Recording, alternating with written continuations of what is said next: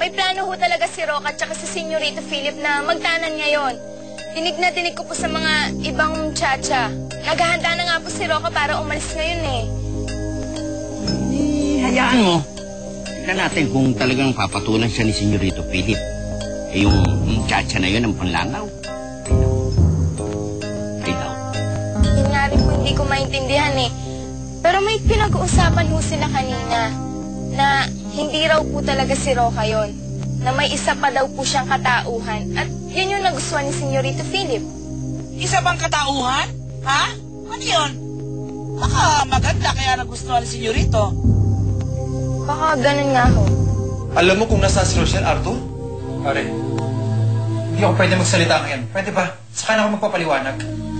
Nakita mo naman? Itinatago niya talaga si Rochelle. Hindi mo siya pwedeng itago sa amin.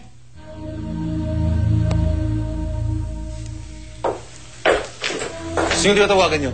Mga pulis. Kailangan nilang malaman na nandito ang tao nagtatago ng kriminal na yun. Hindi mo pwede gawin yan!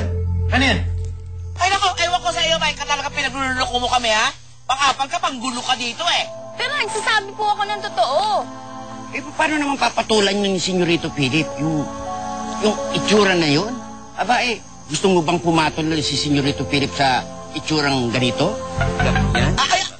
Alam mo, ikaw, wala ka talagang kaseryosohan kausap, ha? Pinasok mo na naman ako dyan. Ay, Tata, alam mo, nakadalagahan ko, napakaganda ko. Hinahabol-habol mo nga ako, eh. Tayo yung totoo lang, ha? Niligawan mo to dati? Anak, papatol ako sa aswang pero hindi sa mukhang aswang. Hey, mayos ka. Ito naman ka, parang hindi naman tinitignan mo na iitsura ng tatay niya. Ang banalanggan. Kulang na lang yan. Kalahating kabayo, kalahating tao. Hindi niyo po ba talaga ako saseryosohin? Andiyan ka pa! May plano ho talaga si Senyorito Philip tsaka si Roca na magtanan ngayon. Ano? Ha? Micah! Ano pinagsasasabi mo dyan?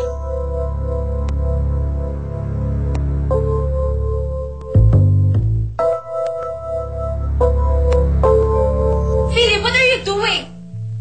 Dahil kaibigan ko si Arthur. Ayoko madami siya sa gulo. Huwag kang mag-alala, pare. Ayos lang na masangkot ako sa gulong to.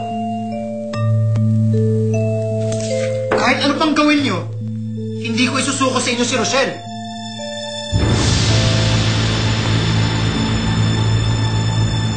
Micah, totoo ba sinasabi mo? Magtatanan si Philip tsaka si Roca? Oo, yun po yung dinig ko. Nako, senyora, huwag kayo maniniwala dyan. Ano mga pinagsasabi niya? Sumulpot lang yan dito, eh. Teka, asa ba si Roca? Nasa servants quarters po namin. Kasalukuyan pong naghahanda para sa plano nila. Ha? Tawagin mo siya dito ngayon din. Pero may kailangan po kayo malaman tungkol kay Roca. May nadinig po ako tungkol sa kanya. Ano nadinig? Mamaya na yun. Basta dali mo siya dito. Otik, samahan mo ngayon din. Ngayon din, senyora? Oo. Eto na. Halika na, Micah. Ikaw kung ano ang mga pinagsabi mo, eh. Naku, tuloy. Pati ako tuloy na, eh. Tay, mukhang magkakagulo. Masaya to? Pag ganyan mga okasyon, handa tayo.